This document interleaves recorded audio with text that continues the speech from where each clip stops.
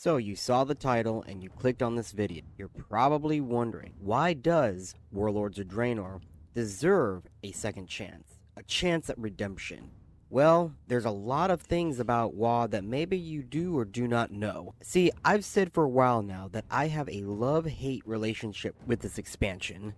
There are things about it that I like, and obviously a lot of things that I don't like. And that is not including what we didn't get and what we were told we were going to get, but we never got. Plus, you know, expectations and all. So, I'm going to go through all of this and tell you why I think we need a Warlords of Draenor Plus or a Reforged, Redeemed, whatever name you want to give it. So first, I want to talk about the things that I like about Warlords of Draenor. Now, most of this, I think other people can agree to, though of course there will be some differences.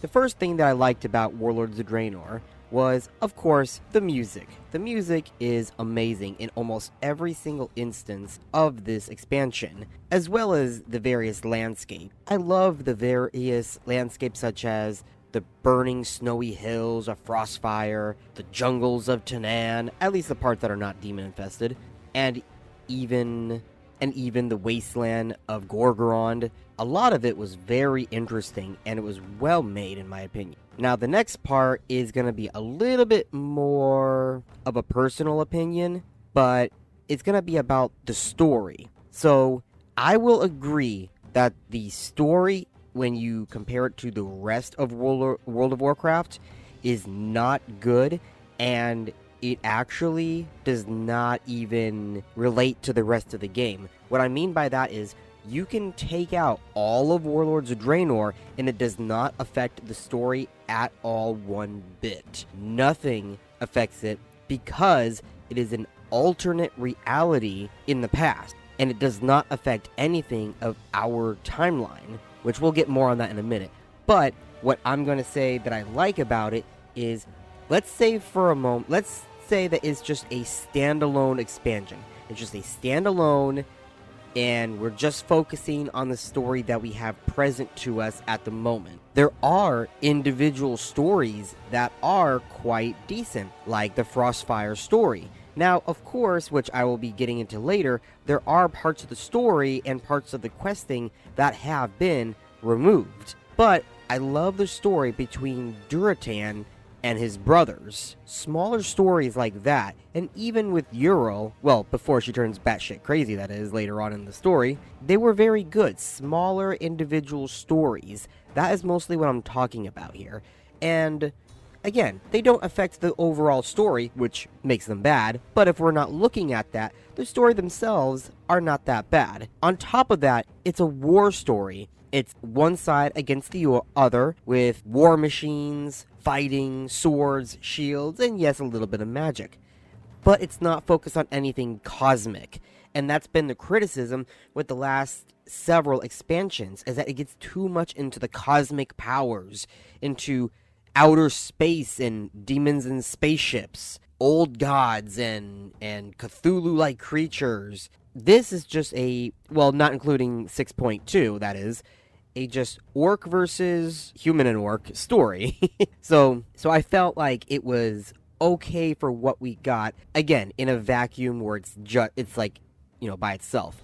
Another thing that was good about Draenor was the raids. I think everybody can agree that the raids were actually very good.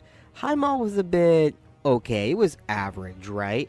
But Blackrock was absolutely amazing, and I ran that stuff a lot. Yeah, I'm a bit burnt out now, but it's still one of my favorite raids. It feels like an actual facility being worked in, and you can choose what branch you want to start in first, not have to go through one linear path. Yet there is a bit of linearity to it, but again, you can choose one of 3 areas, and you can switch between them at will. And I felt that's a very good way to set up a raid, at least like that. Another thing that I liked about Warlords of Draenor was that, unlike most other expansions, it actually has several different types of leveling. Well, you can quest like normal, or you could do just bonus quests. That's actually what I do to level up alts now.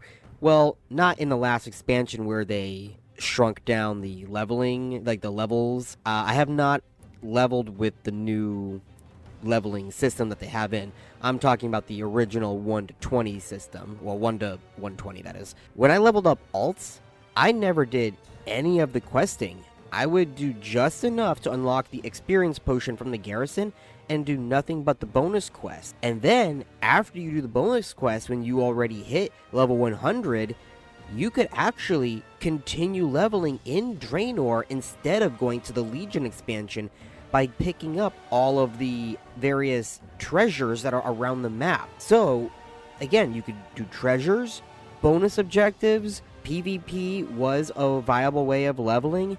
They did nerf PvE, so dungeon running was not that good, and I'm not sure about how it is now, but at the time it was not that good. And then you could just do normal quests. So the different types of leveling, I feel, is very good. It adds different variety to it, which is what World of Warcraft desperately needs.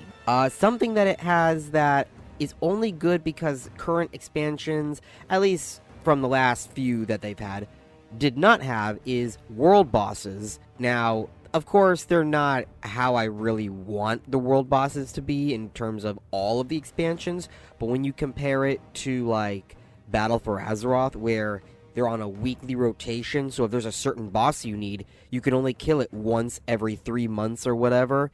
That's not a very good system at all. I actually hate that a lot. So these bosses, yeah, they kind of spawn a little bit too much, and they're not really that rare. Not only that, they were very easy to defeat, especially with the new looking for group system that they implemented. But it's better than how it is now, which is the only reason why I'm saying I like it. That's going to be the same thing with the reputations. Now, the reputation grinding is going to be in the middle of likes and dislikes. I like it because it's better than how the system is now, in my opinion, but it's also bad when you compare it to other expansions. For example, when you grind rep in Burning Crusade or Mist of Pandaria, for example, not only are all of the reputations identifiable and unique, but they have multiple ways of gaining rep. You could do quests, turn in items, tokens, running dungeons, just flat out grinding. You can do whatever you want to gain rep.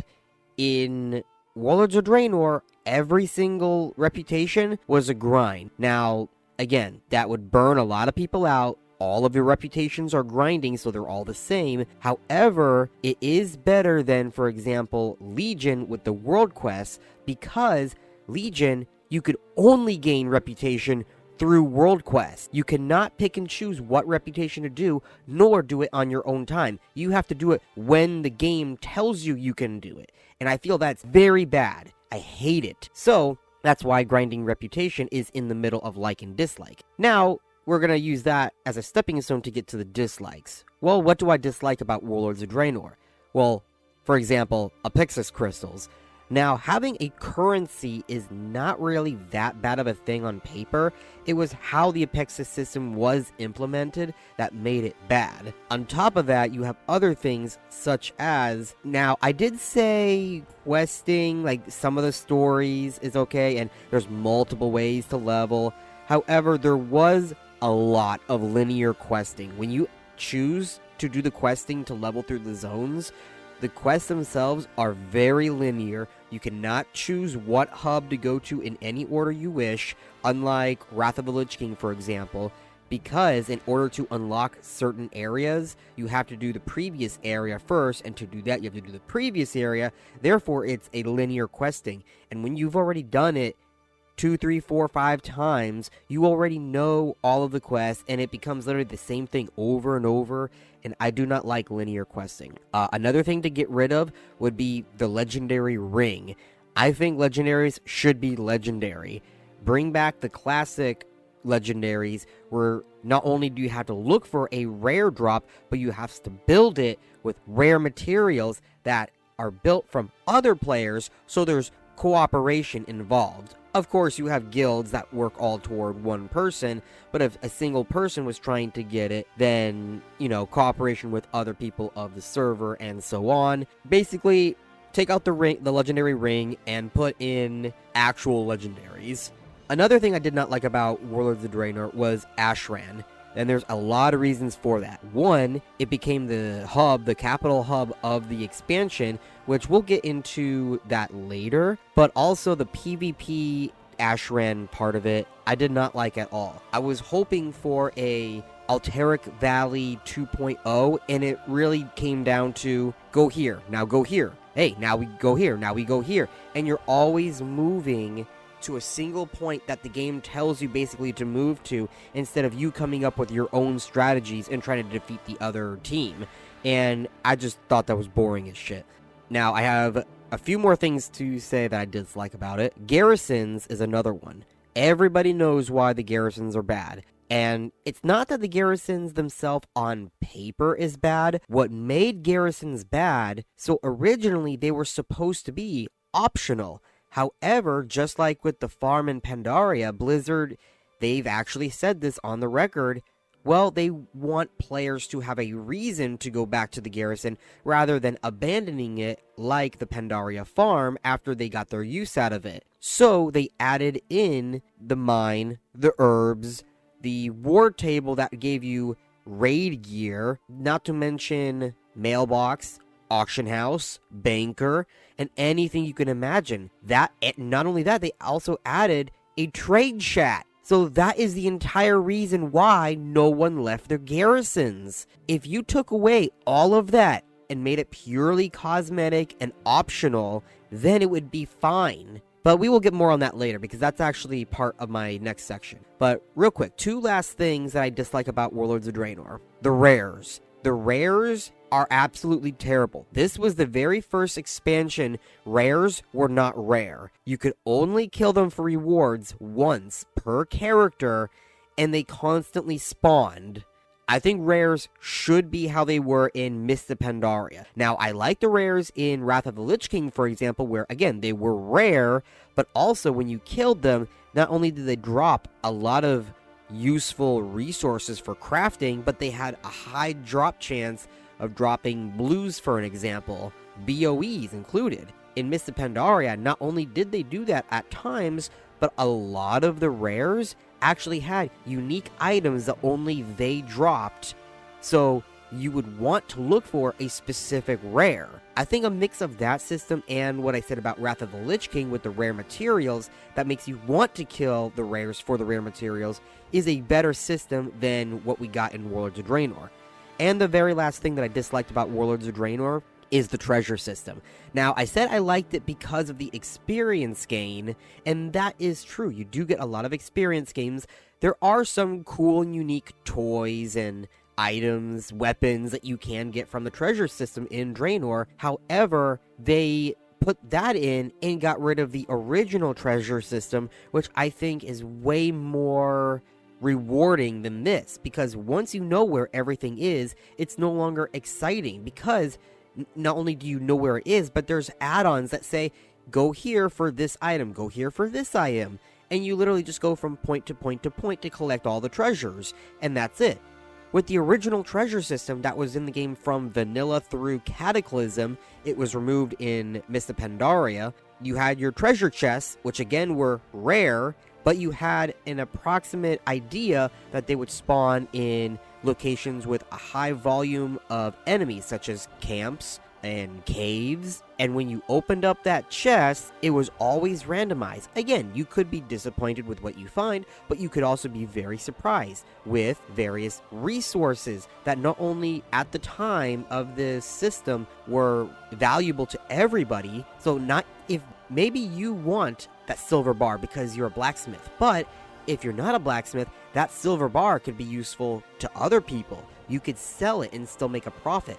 Therefore, everything in that chest, except for the shiny red apple, of course, is useful to you. Now, I've said what I like and don't like about Warlords of Draenor.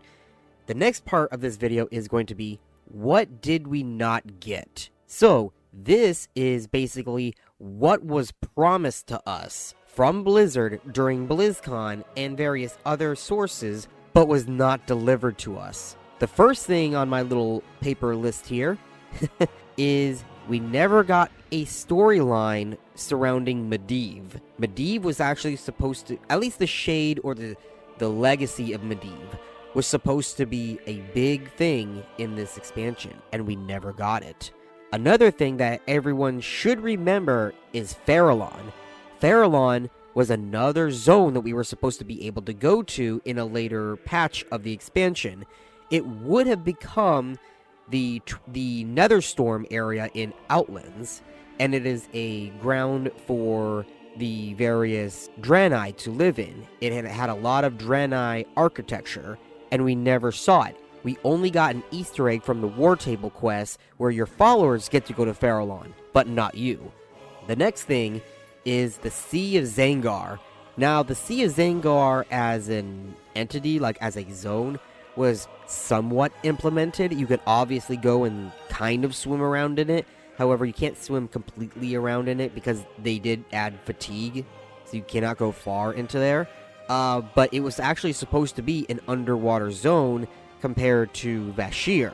Not only that, but there was supposed to be another world boss in the Sea of Zangar called the Fungal Whale. And I'm sure everyone remembers that from the concept art of the Sea of Zangar. The next thing, which I talked about briefly earlier, was capital cities. Each the Horde and the Alliance were supposed to get their own capital cities, not Asheran. The Horde was supposed to get the Blade Spire Citadel, while the Alliance was supposed to get the Ruins of Karabar, well, the Karabar Temple. It's not the ruins. Yeah, not yet. But they were supposed to get Karabar Temple, and that never really happened.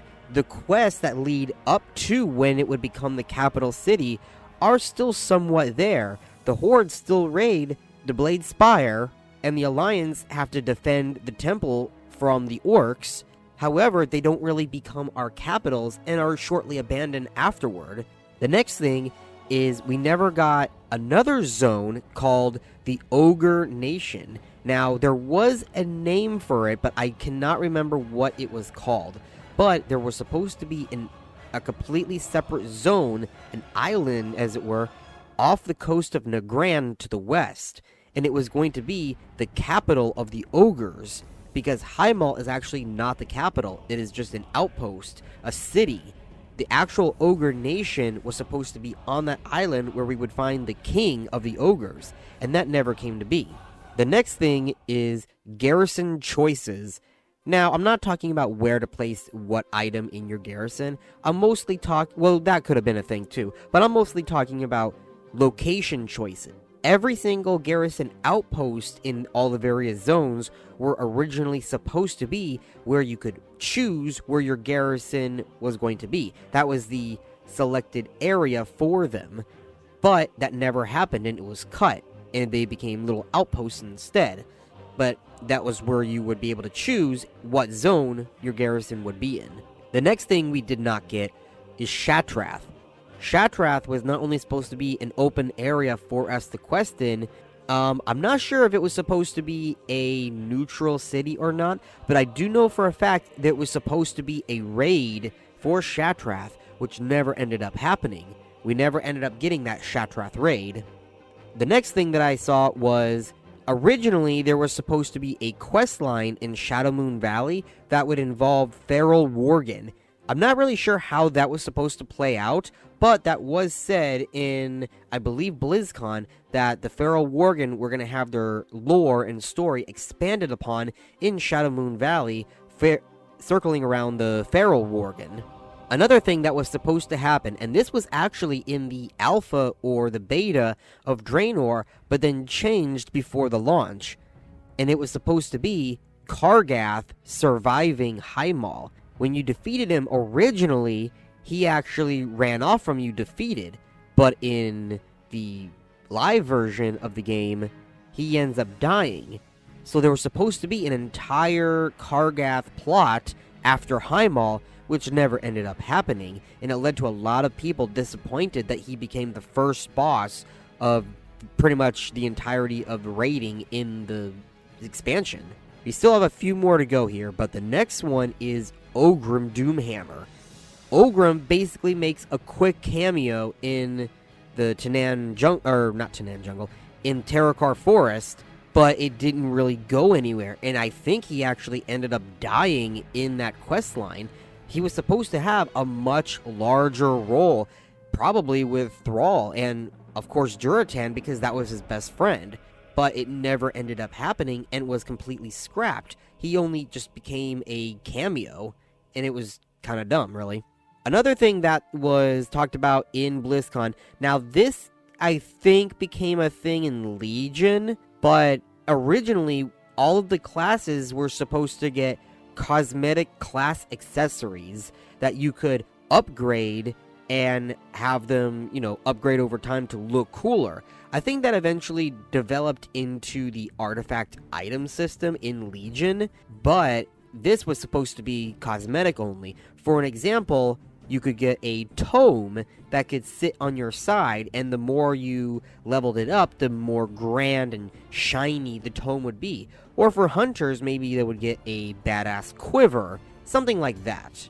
Moving on to other things, the Grim Rail Depot. Now, everyone remembers the Dungeon of the Grim Rail, but right outside in Gorgon, do you remember various railways that were going through the zone? At least half of the zone has various railroad rays that you could see. Now, originally, the Grim Rail was supposed to be a transportation method alongside flight points, that is. If you remember in Ajara post-Cataclysm, there was the rockets that you could get on, and there was the highway, and you can ask the rocket to take you to the next area in Ajara, and it was just a quick, fast travel method. The Grim Rail Depot was supposed to be just like that, where you could hop on the train and travel through Gorgon. I do believe it was supposed to actually take you to Terakar as well as other areas in Draenor, but I know for a fact it was supposed to take you all throughout Gorgon, and that never ended up happening. You would have been able to see it moving in the world too, and again, that was cut.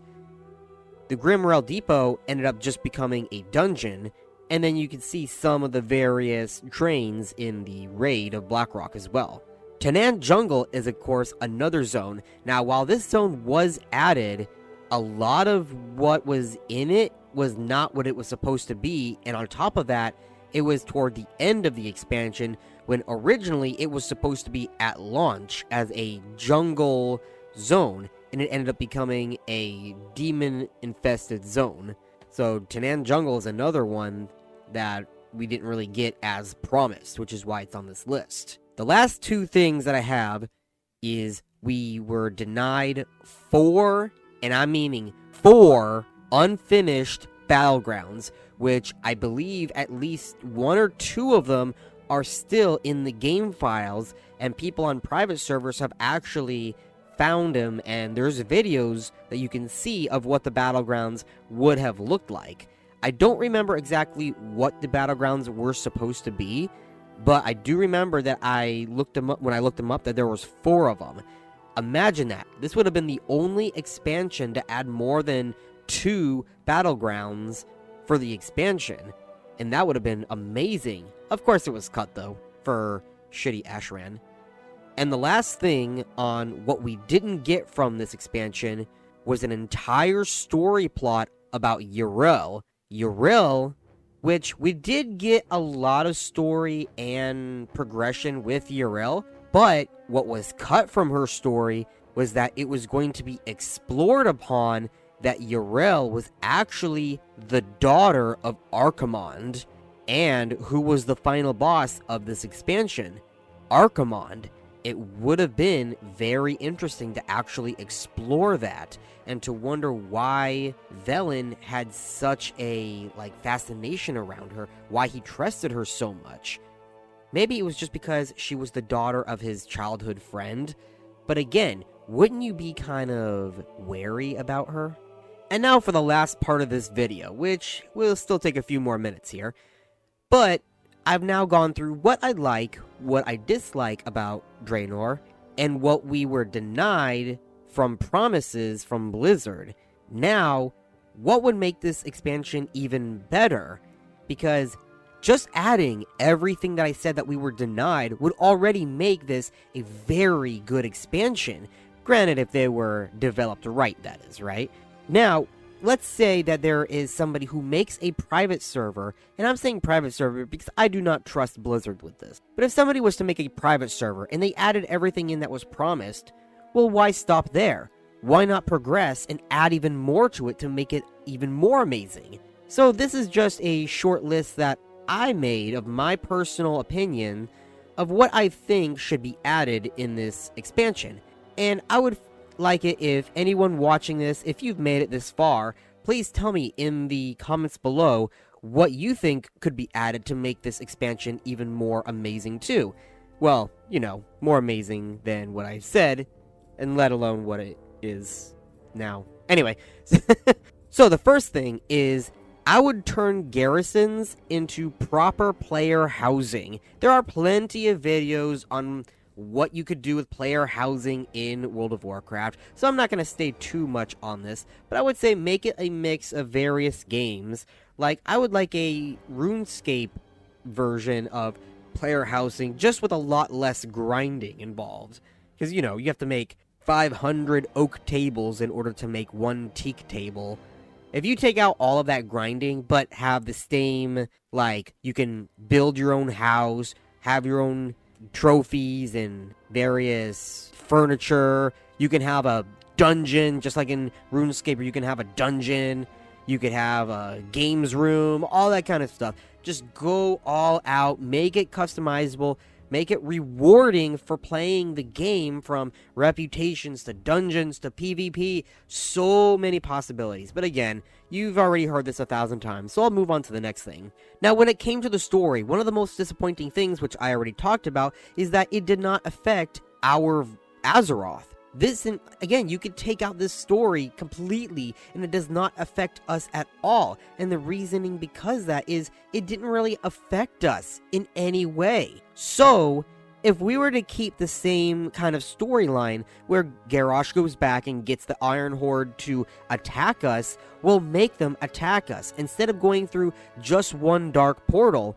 Do you remember how Outlands became the broken, floating husk that it is right now? It was because Ner'zhul tried opening more and more dark portals all over the place. If you go to Outlands right now, whether you're playing on a private server or on TBC Classic, there are ruined, destroyed, smaller dark portals all over the place. I remember one of them actually on the edge of Zangar Marsh. What if Ner'zhul, being one of the ones that wasn't captured with Gul'dan at the start of the expansion by Grommash, what if he tells, or what if he's put in charge of, rather, making more dark portals as he did, and Garrosh tells him to do it, saying, hey, if we build more dark portals, they won't see us coming if we pop up next to Thunderbluff, next to Stormwind, next to, I don't know, somewhere else, right? So you would have the big portal where the main army would be, and that's where the focus would be, but then you have other portals spawning all over the place, and they start attacking from all over. Not only would that give us a reason to go back into the World of Warcraft, back to the original zones, to fight off various waves of orcs, doing events, doing all these different invasions, kind of like what they did with Legion, but better, because I didn't really like Legion's invasion thing. But you see what I'm saying. That could actually make it, again, so you can go back to the old world, it actually makes a threat, and it's affecting our world. So it would improve upon the story and give gameplay at the same time. Now, I've already said remove the legendary and, of course, add, you know, more, better legendary system, so I'm not going to talk about that, but that was something that I wanted added as well. The next thing is remove all of the Legion shit. The next expansion is Legion. We get plenty of Legion, Fel, Demon stuff. 6.2, remove all of the Legion shit and just keep it to the Iron Horde. Keep it so you're fighting the Iron Horde, Grommash is the final boss, and he doesn't go, Draenor is free at the end. No, he's the bad guy. We're gonna go and kick his ass. Even though I love Daddy Grommash, and he did nothing wrong. Garrosh did nothing wrong either. Hashtag. The next thing I would add is, now, you remember the Nagran Arena, and of course the Ring of Blood. I would actually turn those into PvP, and even PvE content. Now, what do I mean by PvE content? I'll get to that in a second. First, I'm going to talk about PvP, because that's what everyone thinks about with the Nagrand Arena. In the original TBC, the Nagrand Arena was just kind of there, but not only could you, teleport to it in the arenas, 2v2 and such, but you could go there in person and fight people in the world, just like the Zul'Gurub Arena, the Gurubashi Arena. You could do that with the Nagrand Arena, with the Ring of Blood. Now, there are some quests for both of them to fight various creatures for the questing, that is, in the arenas, but I think they should expand upon that and turn it into also PvE content, making it an in-world, basically, Brawlers Guild style content, where instead of you versus another player, which of course you could do, being it's also PvP content, but it would be you versus a giant Clefthoof that's elite. I don't know. But, something from Draenor that you would fight man versus beast. Or they could just have other, orcs, ogres, and just have them be, computer patrolled. Doesn't really matter. The next thing is going back to the garrisons. Now, I've already said to make them player housing. That's not what I'm talking about. I'm talking about the expansion from it that happened in, I believe it was 6.1 or 2, where they added the shipyard. I want the shipyard to actually build ships. You know how people wanted it to be before they turned it into another war table? Build actual ships that would lead us into the Zangar Sea. And then not only would we swim below and do various underwater tasks like Bashir, but there could be events, there could be boat battles. I don't know, but there's a lot of possibilities you could do with having actual naval combat. And all they have to do is implement the vehicle system and then just put a boat on top of it, because they already have a vehicle system in the game. We've been doing it since Wrath of the Lich King, really. So it's not really that hard to conceptualize a method of which you could do ship battles. It's not going to be Pirates of the Caribbean Online from, what year was that, like 2007, right? It's not going to be that extensive, but it's still something to do. You can even customize your boat. There's various types of boats in the game before Battle for Azeroth hit, where they added more types of boats. I mean the Battle for Azeroth boats are actually very impressive. I'll give them that. You can actually go inside and there's rooms and everything. But I mean, even the vanilla ones where it just had like 2 rooms rather than 16, I mean, those would be fine. The icebreakers from Northrend, those are awesome ships. So yeah, do stuff like that. Have the freaking world boss attack your ship too. That'd be great. The next thing is, now I'm going to combine 2 of them because I want both of them to be the same. Hellfire Citadel and High Mall, or as well the Ogre Nation Island. So basically three areas: the Ogre Nation, High Mall, and Hellfire Citadel. I want them to be more like Suramar is in Legion, where it's an open area, not just condensed, you can only really see it from the outside, but have it actually so you can go inside, be a vast area full of content, from quests to items to pick up and find, reputation stuff, a lot of uninstanced content to do, just more uninstanced content. And with that, like I said, Hellfire Citadel, High Mall, the Ogre Nation. I mean, High Mall is already out in the world. It's just there's nothing to do in High Mall. But yeah, I would love to see the Ogre Nation to be like Suramar was. High Mall to actually open it up even more, like allow us to actually go inside of the uninstanced area of High Mall and do things inside of there. And then Hellfire Citadel, while there's not really much to do around it other than maybe some base camps and stuff, but have us be able to go inside of it. Like now they recently in retail opened up the Karazhan Crypts, something similar to that. Open it up. So yeah, you'll have maybe a door that has the portal to enter the dungeon or raid, but then the rest of it you can actually go inside. And well, an example of this, which is not really as extensive, but it's a slim idea, is Utgard Keep in Howling Fjord. Yeah, it's not really that expansive when you go inside, but you can go inside Utgard Keep in really just a couple of hallways, but you can still go inside of it and it's in the world, and then you have the 2 portals. Make it more like that. The next thing on my list is Thrall not cheating and Garrosh having a larger role in the game. Garrosh really was just a cameo. He was reduced to nothing in this expansion. We need more Daddy Garrosh, because Garrosh did nothing wrong. And Thrall cheated. Hashtag. Another character that we didn't really see in this is Garona. Now, I understand why Garona wasn't there, because she wasn't really conceptualized or even born and then age changed or whatever until really around Warcraft 1. However, it still would have been nice to at least have maybe our Garona. It doesn't matter if it's an alternate Garona or our Garona. I would just like more Garona, because this is the orc expansion.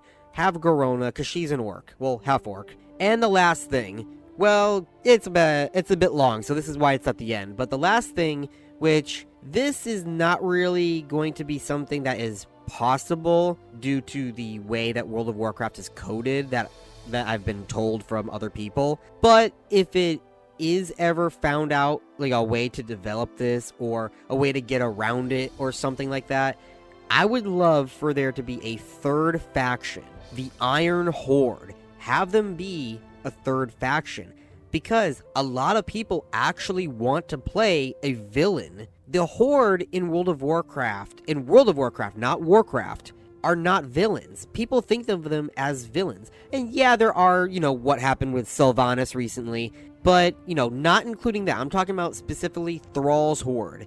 They're not villains. The first Horde were villains. Thrall's Horde is not. Garrosh's Horde? Yeah, kind of, but it was really just one dictator who was kicked out. Sylvanas, I think, had way more followers than Garrosh did, and she turned the Horde evil with what she did versus what Garrosh did.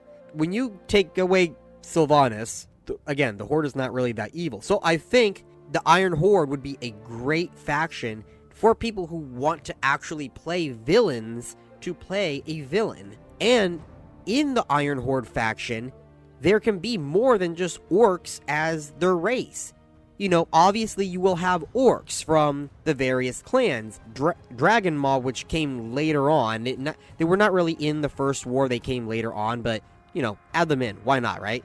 Warsong, Blackrock, Burning Blade, Shadow Moon.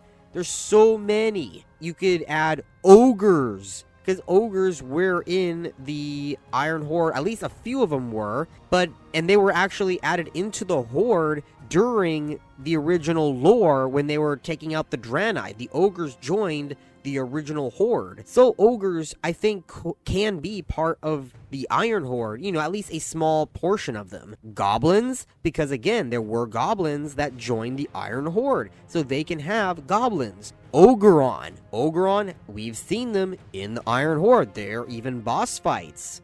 And I think the last race that they could have could be possibly Saberon. Saberon are a bit more primitive, but I think they can be like the mad dogs of the faction. Like, they're primitive, but they're also semi-intelligent. They can speak, and they are aware of their surroundings, but again, not every single Saberon would be in a tribe in the fields or the jungles. We've seen some of them actually do other things. For an example, you see a Saberon as a gladiator, as a well-renowned gladiator in the Ogre Arena of Highmaul.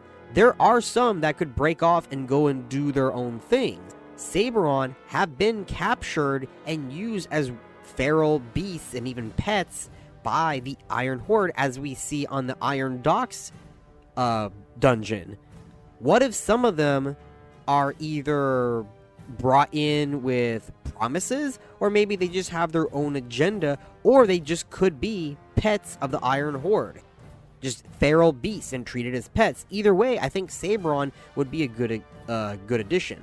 Then this is going to be a little bit tacked on because it kind of was last second, but I think this is going to be part of the story rather they should add way more clans. We got, like, a lot of the main clans, but I would have liked to at least have a cameo or something revolving around the smaller known clans, such as the Red Walker, the White Claw, the Lightning Blade, hell, even the Flower Pickers. I mean, we did get one little cameo of the Flower Pickers, but come on, I would like more various types of orc clans, because a lot of them got wiped out from the First Horde, and I think they may have gotten wiped out in the from the Iron Horde, which is why we don't see them, but I would have at least liked to known that, because that's not really said in the expansion. You know, at least name drop them for the sake of saying, yeah, they exist. Like, oh man, the the Frost Wolves were similar to the White Claw. Say like, oh man, the Iron Horde wiped out the White Claw clan.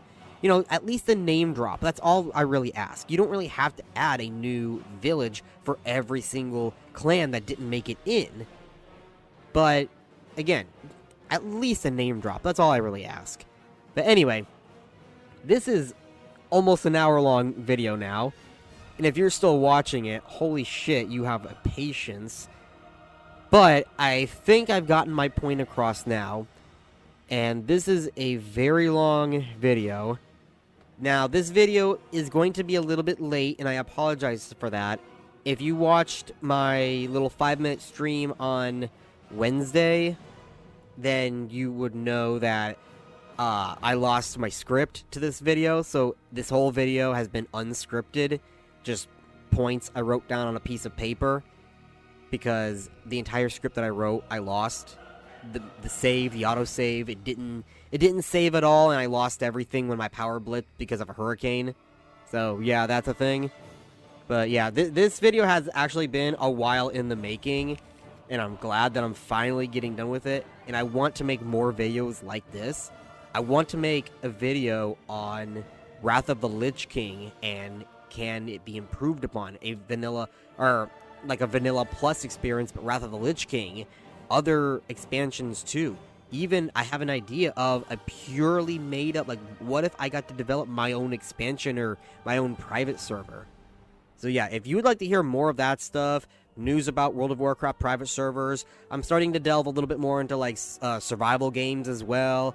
If you like cosplay, any of that kind of stuff, you can subscribe and get more of that here. If you just want to call me an idiot, you can go ahead and do that. I won't stop you. Comment in the section below and call me an idiot if you've watched this long. Anyway, I'll see you next time. See ya.